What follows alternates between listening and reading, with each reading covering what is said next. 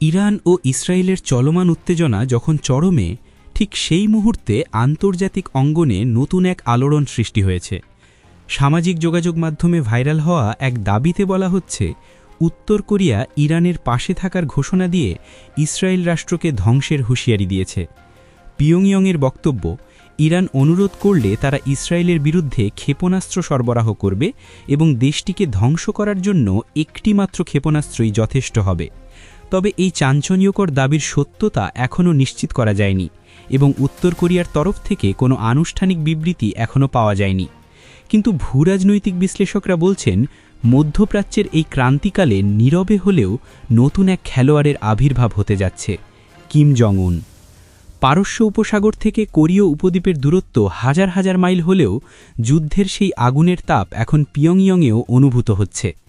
যদিও ইসরায়েল ধ্বংসের বক্তব্য সরাসরি নিশ্চিত করা যায়নি, তবে কিম জং উনের প্রশাসন ইরানের ওপর হামলার তীব্র প্রতিক্রিয়া জানিয়ে একটি কঠোর বিবৃতি দিয়েছে। বিভিন্ন কূটনৈতিক সূত্রের মতে, এই বিবৃতি এবং ইরানের পাশে থাকার ঘোষণা নিছক কূটনৈতিক সমর্থন নয়, এর পেছনে কাজ করছে পিয়ংইয়ংয়ের সুপরিকল্পিত সামরিক উচ্চাকাঙ্ক্ষা।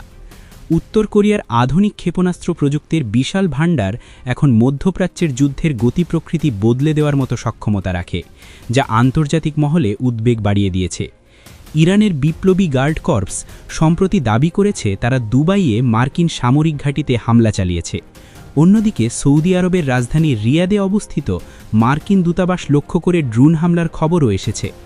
ঠিক এই জটিল ও সংবেদনশীল পরিস্থিতিতে কিম জং উনের ক্ষেপণাস্ত্র সহায়তার প্রস্তাব ইরানের জন্য অত্যন্ত তাৎপর্যপূর্ণ বলে মনে করছেন বিশ্লেষকরা। তেহরান এখন কেবল নিজের শক্তিতেই লড়াই করছে না, যদি উত্তর কোরিয়ার অত্যাধুনিক হাইপারসনিক ও ব্যালিস্টিক ক্ষেপণাস্ত্র প্রযুক্তি সত্যি ইরানের হাতে পৌঁছায়, তাহলে ইসরায়েলের বহুল আলোচিত আকাশ প্রতিরক্ষা ব্যবস্থা আয়রন ডোমের জন্য তা ভয়াবহ এক চ্যালেঞ্জ হয়ে দাঁড়াবে। মধ্যপ্রাচ্যের এই যুদ্ধ তখন পুরোপুরি নতুন মাত্রা পাবে এবং সমগ্র অঞ্চলের নিরাপত্তা ব্যবস্থা হুমকির মুখে পড়বে। কিম জং উনের এই সামরিক আগ্রাসী মনোভাবের পেছনে শুধু মধ্যপ্রাচ্যের প্রসঙ্গই নয়, রয়েছে তার নিজস্ব দীর্ঘমেয়াদী পরিকল্পনা। গত 28 ফেব্রুয়ারি দলীয় নেতা ও সামরিক কমান্ডারদের সঙ্গে এক গুরুত্বপূর্ণ বৈঠকে কিম জং উন সরাসরি জানিয়েছেন তিনি তার পারমাণবিক অস্ত্রের ভাণ্ডার আরও বাড়ানোর পরিকল্পনা করছেন। ওই বৈঠক চলাকালীন উত্তর কোরিয়ার নেতা তার কন্যা কিম জু আইকে নিয়ে নতুন প্রজন্মের স্নাইপার রাইফেল প্রদর্শন করেন। কিম জু আই এখন কার্যত দেশের দ্বিতীয় প্রধান ব্যক্তি হিসাবে গণ্য হচ্ছেন, যা ইঙ্গিত দেয় কিম পরিবার তাদের ক্ষমতার উত্তরাধিকার নিশ্চিত করে ফেলেছে এবং ভবিষ্যৎ প্রজন্মের জন্য শাসন কাঠামো সুসংগঠ করছে। কিম জং উনের ভাষ্যমতে, উত্তর কোরিয়ার কাছে এমন অনেক অস্ত্র মজুদ রয়েছে যা কেবল দক্ষিণ কোরিয়ায় নয়, বরং খোদ যুক্তরাষ্ট্রের জন্য ভয়ের কারণ হতে পারে। তার এই বক্তব্য ইতিমধ্যেই ওয়াশিংটনে উদ্বেগের সৃষ্টি করেছে। উত্তর কোরিয়ার এই সামরিক শক্তিবৃদ্ধি এবং ইরানের সঙ্গে তাদের সম্ভাব্য কৌশলগত জোট বিশ্বকে এক নতুন পারমাণবিক প্রতিযোগিতার দিকে ঠেলে দিচ্ছে। মধ্যপ্রাচ্যের আকাশ এখন কেবল যুদ্ধবিমান আর ড্রোনের আওয়াজেই ভারী নয়, বরং এর সঙ্গে যুক্ত হয়েছে উত্তর কোরিয়ার পারমাণবিক উচ্চাকাঙ্ক্ষার ভয়াল ছায়া। একদিকে মার্কিন রণতরী, অন্যদিকে ইরানের ক্ষেপণাস্ত্র, আর এর মাঝে কিম জং উনের হুঁশিয়ারি পুরো বিশ্বকে এক শ্বাসরুদ্ধকর পরিস্থিতির মুখোমুখি ফেলেছে।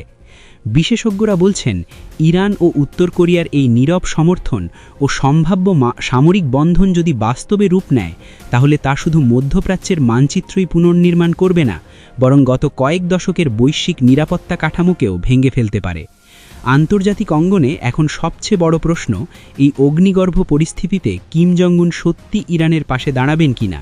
তার উত্তর যদি হ্যাঁ হয়, তাহলে বিশ্ব একটি অনিশ্চিত ও বিপজ্জনক অধ্যায়ে প্রবেশ করবে, যার পরিণতি কী হবে তা নিয়েই এখন আলোচনা চলছে। এদিকে ইরানের সঙ্গে ইসরায়েল ও যুক্তরাষ্ট্রের উত্তেজনা চরমে উঠেছে। হামাস প্রধানের হত্যাকাণ্ডের পর ইরান ও তার মিত্ররা ইসরায়েলকে কঠোর হুঁশিয়ারি দিয়েছে।